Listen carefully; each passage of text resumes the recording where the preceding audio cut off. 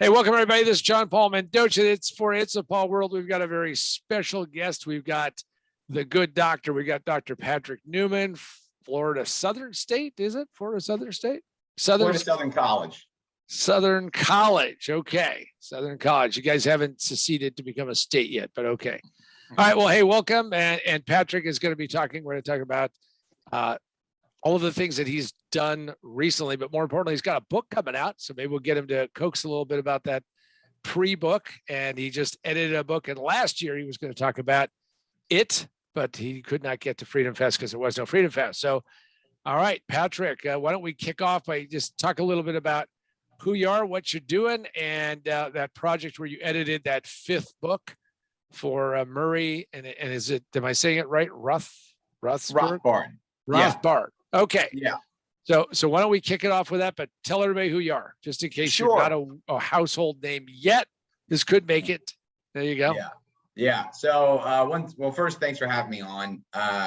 Second, so I am a assistant professor of economics at Florida Southern College. So that's about right outside of Tampa. I'm also a fellow of the Mises Institute in Auburn, Alabama. So the Mises Institute is very big on Austrian economics.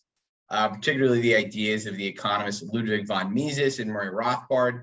So these were two prominent Austrian economists and libertarian theorists. So I do work for the Mises Institute on top of just my usual teaching activities. I have edited multiple books by Murray Rothbard. I'm going to go to FreedomFest in a couple of weeks. I'm very excited about to talk about one of them by Murray Rothbard. And I've also got a book of mine coming out on special interest legislation. It's called Cronyism, Liberty versus Power. But anyway, just I guess for me, I'm just a lowly professor, right? So that's my occupation. I'm living the dream, doing what I love, which is to read and write and talk about economics. Which, if you're going to be at Freedom Fest, you're going to be a lot of people who talk about economics, and so do you feel that, so you're editing this fifth book. Yeah, so maybe you talk about that series and why that fifth book had not come out previously. Sure. So Murray Rothbard was as I mentioned, is a very prominent Austrian economist. He wrote this great 3-volume economics tome called, I think I got it right here, called Man, Economy, and States. It's a really thick volume. It's about 1,500 pages. So a shotgun blast, couldn't go through the whole thing. And he also wrote a multi-volume series on colonial America. So this is called Conceived in Liberty. So he wrote this in the 1960s and it was published in the 1970s. So this was originally supposed to be a project on American history. Like it's a standalone volume on American history. It grew to be this very long series on just early American history. So Rothbard went through the beginning, Jamestown in Virginia, all the way through the American Revolutionary War, analyzing things from a libertarian perspective. So trying to show that, well, Americans were always freedom lovers, or, for the most part, or in the resistance against Great Britain leading up to the American Revolutionary War was libertarian, so on and so forth. Ideas that are not necessarily, or they're currently being revised, you could say, for a variety of reasons. Unfortunately, Rothbard had a final volume, taking the narrative through the American Revolutionary War, actually after the American Revolutionary War, through the 1780s with the formation and adoption of the U.S. Constitution, right? So our modern form of government, we moved from the Articles of Confederation to the United States Constitution. This wasn't published basically because it's kind of a funny story. Murray Rothbard handwrote all of his stuff. And this project, and he dictated it into a recording machine. But what happened is, as he was writing, he got preoccupied with other projects, and he only had the handwritten volume because the recording was lost for the fifth volume. And Rothbard's handwriting is very messy. So I basically, in the summer of 2019, I translated it, or the summer of 2017 and 2018. I literally learned his handwriting. Even his wife couldn't read his handwriting. So I translated it. This book came out in 2019. So the last volume came out in 1979. So 40 years later, the fifth volume came out. So you ever hear about development hell? This is a great example. So he hand wrote I mean, so by the way, that first book you showed me, so he hand wrote that book and then dictated that So the huge volume you showed us. yeah, so for Man, Economy, and State, he would handwrite things and he would type it up. He only dictated it for some interesting reason, choice by a publisher. He dictated it for Conceived in Liberty. So Okay. yeah, the other ones he would handwrite things sometimes and then Wow. just type it. But so again, you got to imagine using an old typewriter, and so he typed up that big volume, Man, Economy, and State. Conceived in Liberty, he handwrote it, and then it was dictated out. And the idea was that, well, instead of him typing it out, you got to imagine it's not a laptop or a computer we have now. It's an old clunky typewriter, that people used in the 50s and 60s. You would have a professional person listen to the recording and type it out. That was at least the plan. It didn't exactly go to plan. Okay, well, see, that's a little tidbit that you're not going to get just about anywhere, but you're getting it here today. You're getting that here, so that's pretty cool. All right, so now you have qualified and you can go work at CIA or NSA and cryptography because you can read handwriting, and that's got to be a skill that's going to be with you for a while. So that's kind of interesting, and yeah, that's a cool story. So, talk to me about how you got interested in that libertarianism and how that blended in with your, obviously your vocation in being an economist and teaching about economics. Sure. So I had gotten interested in economics in the summer and fall of 2008 when I was just entering the senior year of my high school, So this is the financial crisis. I didn't really know what was going on. I was kind of interested to sort of figure out what's happening. And I stumbled upon Ron Paul's The Revolution and Manifesto. And I read that book, and as the old saying goes, I was off to the races, where he had this mention, read this thing by Murray Rothbard, What Has Government Done to Our Money? It's on this website called Mises.org. So I read the pamphlet. I started reading articles from the website. I immediately was hooked. I felt like you had a key that unlocked unlocked the secrets of the world. You finally understood how the universe worked. You go like, supply and demand, price system, coordination, all of this great stuff. It's all fantastic. And by my early undergrad, so when I was a freshman or sophomore, I decided I wanted to get a PhD, wanted to be a professor. So I wanted to pursue economics, etc. And then that's basically what I did. So for the past, I guess it's been about 12, 13 years, I've been addicted to economics, basically. I'm a hopeless addict. So I got into that, I was always interested in history. So I branched off into economic history. That's where I do a lot of my work now. So it's not just in, say, like economic theory, but it's in economic history, writing papers, editing popular books, writing my own popular book, etc. So that's basically what I've been doing. I've got affiliated with the Mises Institute over time. And yeah, now I'm here in the summers and I do work for them. And it's great. I love the job. It's a dream job. So when you go out there and you look at modern media as it is now constructed, and when you hear people talking about economic, factors, I mean, now that we have, multiple cable channels, we have all of the various websites. I mean, is there just a part of you that every day kind of cringes about the, buzzwords that people use that have no idea what the depth or meaning is? Oh yeah, I mean, you definitely you notice it's unfortunate. The old saying, ignorance is bliss, I think is true, because as you learn more about the world, you can sometimes get depressed or at least frustrated how other people think about the world. For example, I teach a graduate history of economic thought class, and I'm actually doing this in the summer for the Mises Institute. And the big debate in the early 1800s was what caused the rise in prices during the Napoleonic Wars. So you had one group say, well, the rise in prices is due to the money supply increasing. Okay. You had another group say, well, the rise in prices is due to all sorts of other factors, supply shocks, crop harvests, right, appreciation of foreign exchange rate, other sorts of issues, right? And so it's funny because it's sort of going through it now. It's like, well, it's the same stuff, right? So yeah, there's the economic ignorance is pervasive. People don't know how to think like an economist, use concepts, understand concepts like scarcity, cost, etc. Incentives matter and all of that. So yeah, it can get frustrating, but that just kind of drives you further to want to try and educate the world. I always love when I hear people talking about money and they talk about money and again, they're living on these buzzwords and they have no idea what this means. So an example that I run into, I used to own a finance company years ago, and people would say to me, "Oh, well, look, I gotta get a 15-year mortgage because it's gonna be, 0.5% less." And I'm like, okay, I got it. I said, now, but remember, it locks you into higher payments now.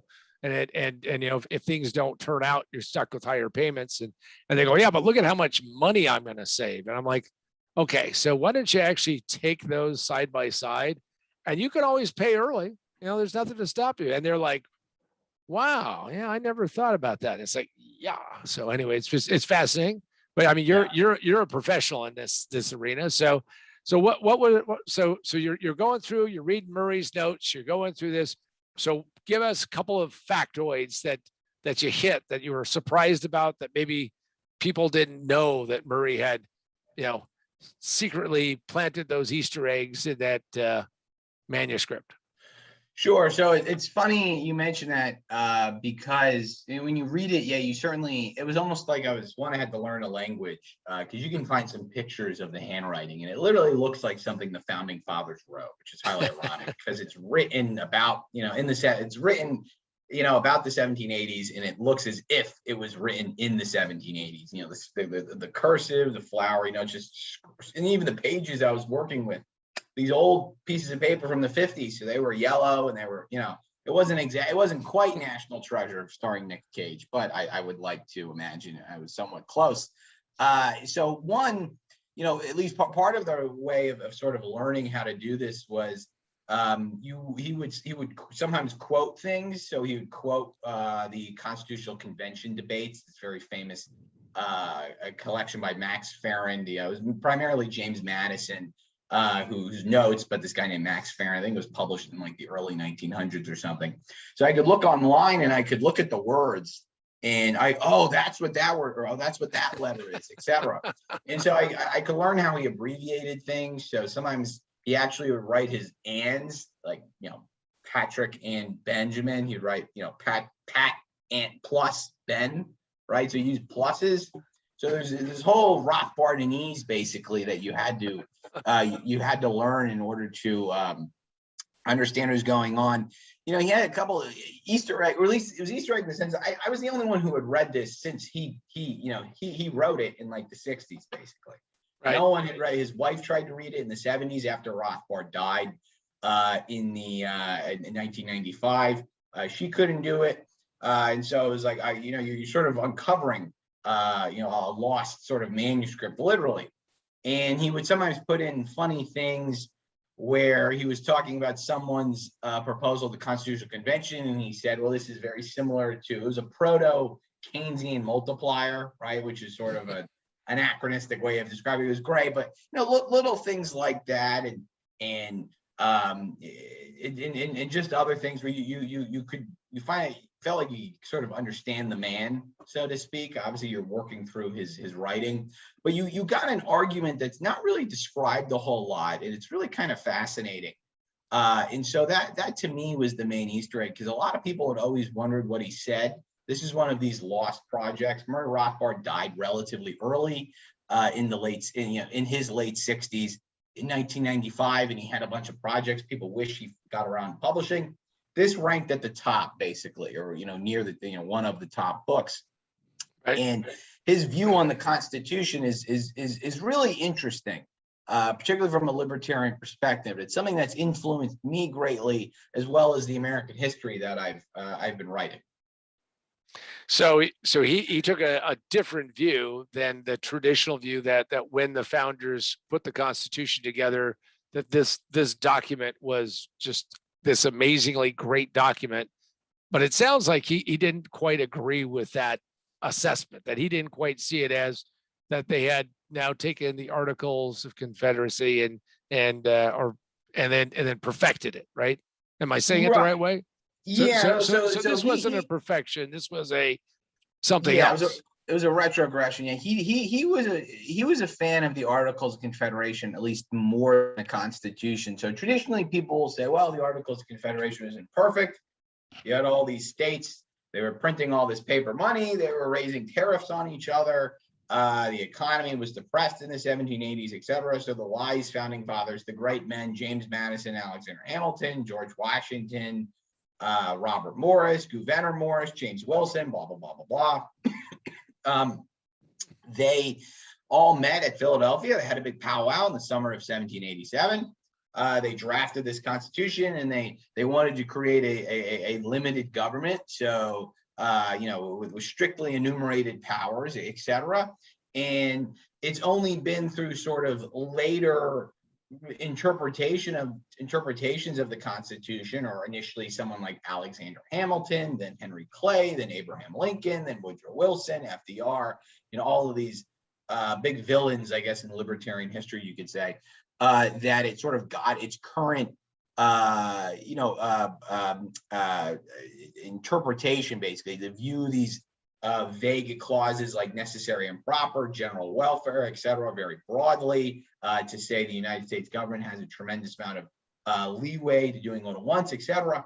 And Rothbard takes this old perspective of Charles Beard, who was a famous Marxist historian in the 1910s and 1920s, who argued that it was really a coup, where the founding fathers were actually special interests. They were interested in increasing their own wealth. So they tried to put various clauses in the Constitution that would allow the government to get crony privileges. And so the Constitution was intended to be this big government document that libertarians sort of hate. And this is, at the time, James Madison was very big government, Alexander Hamilton and other players, et cetera. The real sort of libertarians of the period were the guys known as the anti-federalists, as opposed to the federalists who wanted the Constitution and who wanted a stronger government. The anti-federalists, so guys like Patrick Henry, the governor of New York, George Clinton, no relation, and so on. They were sort of the small government people. They wanted to keep the reserve powers to the states. They wanted a weak federal government, et cetera. And that was, they were the real sort of freedom fighters, so to speak. The Constitution really only later got its strict interpretation in the 1790s through Thomas Jefferson, who wasn't even at the Constitutional Convention. He was interpreting it strictly and strategically to sort of combat Alexander Hamilton. So this is an interpretation Rothbard describes in the book, and he goes through it. And I was really influenced by this. And I think it's largely correct, because I think when you understand this, the rest of American history, in a sense, sort of falls in place, or at least the proper libertarian interpretation of it. So, Patrick, this is really what you're going to be talking about at FreedomFest in just a couple of weeks, July 21st through the 24th. And you're going to be bringing this new perspective and talking about that. So maybe we should talk a little bit about why you should go to FreedomFest. So what do you think is a good motivation for people? Why should they go to FreedomFest? What's the real importance of doing it? I mean, I know you're going there just to party. Like it's I know that, but okay. So why should they go? Yeah, so I'm actually very excited. This is my first FreedomFest. I was supposed to go last year, but we were supposed to talk about this last year. I think you mentioned earlier, couldn't do this because there was no FreedomFest. I'm excited to go to FreedomFest. I encourage other people to go to FreedomFest because it's basically a convention of sort of like-minded people. You can go, you can realize you're not the only one there, so you can learn about libertarianism and other related topics. It's a great way to network with other people, to learn about new ideas, to see what authors and speakers, et cetera, what they're working on. So a new book that's coming out, something new, new series on YouTube or whatever. What are the current frontiers of libertarianism, et cetera, that should be, that are pressing in 2021 and beyond, and so on. So, I mean, I encourage people to go because I think it's a great way to, again, if you want to learn more about libertarianism, learn also more about other people who are interested in it. It's a great, I think it's a great event to go. So I'm excited to go there and see other people who are interested in liberty. Well, and I can tell you that one of the most exciting things is I have gone through and done a series of interviews and been fortunate enough to meet people like Dr. Patrick Newman and have Patrick come on and share with us some of the insights, some of the things that he's gone through, is that people are accessible, they're approachable. Go talk, go speak, go work. You're going to get into some pretty interesting discussions while you're at Freedom Fest. It's also a lot of fun. I mean, there's a film festival. There's speakers, there's the main hall, there's people who are there, various, exhibitors and all of that. And I think one of the most important things is, and Patrick touched upon this, is that when you meet like-minded people, you don't feel as isolated. If one just listens to the current, news that's coming out, I don't care what source you're getting it from, but what you end up getting is you get a sense that, it's all coming to an end pretty quick. So, drink up. But I think once you get to Freedom Fest, there's a certain level of fresh air, optimism, and the rest. I'll give everybody simple directions on how to get there. You don't need to even go onto Google. Here's what you do. And by the way, if you don't know the interstate highway system, go back to your fourth grade teacher and get a refund. But here's the deal. You go find Interstate 90 and you determine, are you east or west of Rapid City, South Dakota, whichever direction you are on the other side of. Head in the other direction until you get to Rapid City. You cannot miss it. It is the wide spot in the road in South Dakota. And once you do that, you will find Freedom Fest July 21st to the 24th, and you'll meet people like Patrick, which I think is going to be a fantastic thing. Looking forward to meeting him. Now, what we're going to do for the rest of this is we're going to talk about his new book. He's going to hopefully give us a little sneak preview because it's got it coming out, and talk about your new book. Talk about what is that all about, Patrick? Sure. So the title of my book, so this is coming out in mid-October. I've actually been looking at the final page proofs right now. In the past couple of weeks, I've worked on the index, which might be a form of cruel and unusual punishment. I'm not sure. But so it's called Cronyism, Liberty versus Power in Early America, 1607 to 1849. So this is a book on, I was asked to write a book on crony capitalism, at least the history of crony capitalism. And this is what I hope is at least the beginning of sort of a multi-volume series or something, but really it can also just be a standalone book. So sort of the history of special interest legislation in the United States.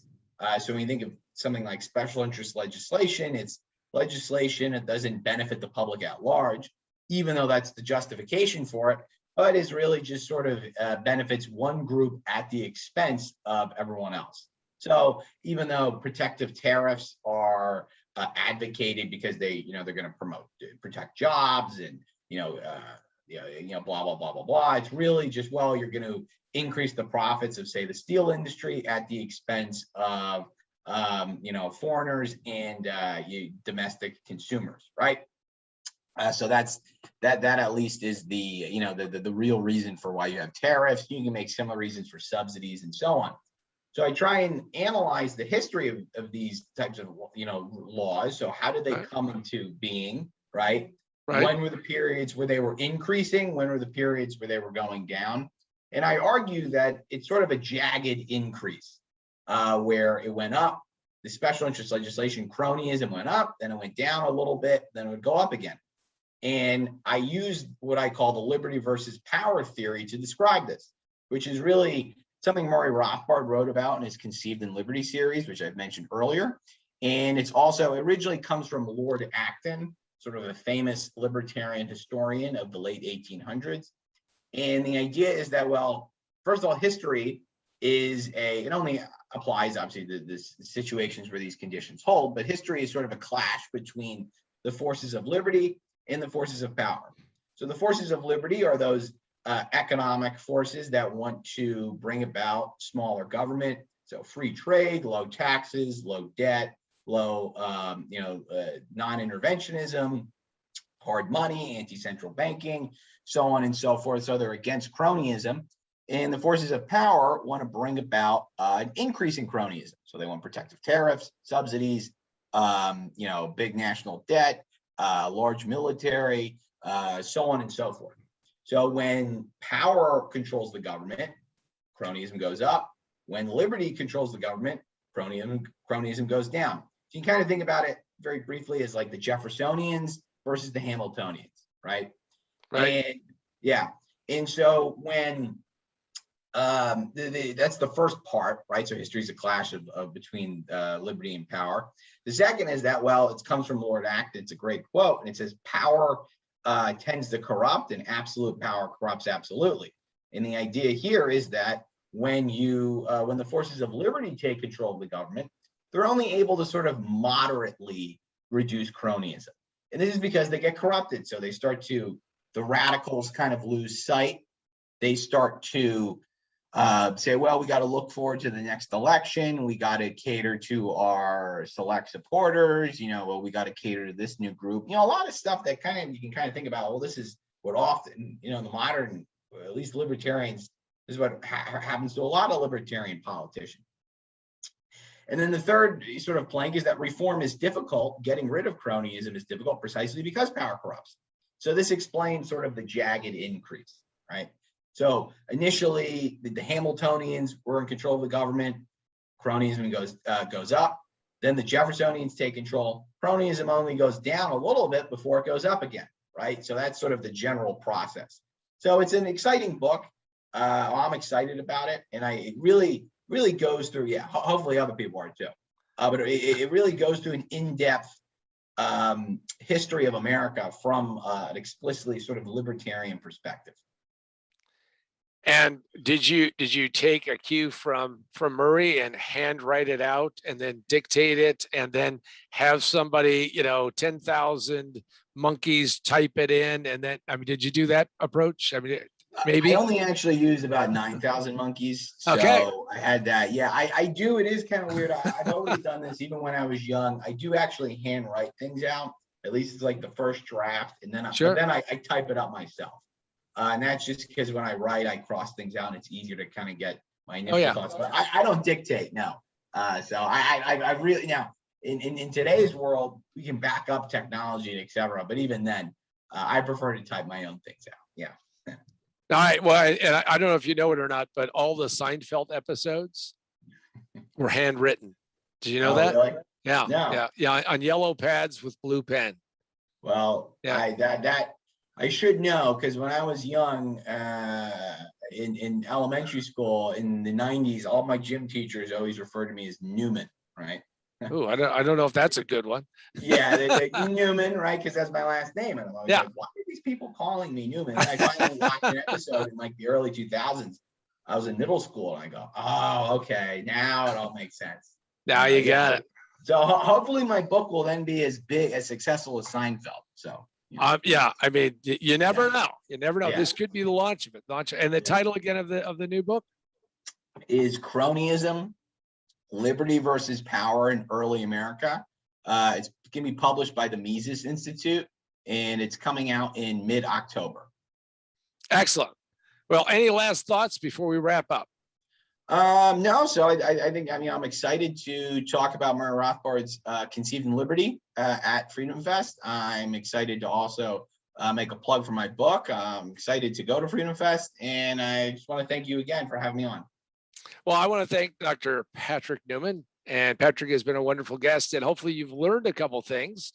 And that's the whole point of doing these kind of interviews, not only to cajole you, to get you to come to FreedomFest, but also to learn some things that you may not have known any other way. I did not realize that the sense that the Constitution as it was then constructed was viewed more as a coup and as actually a limiter on liberty and not an expression of perfection, which is often the case as it is described.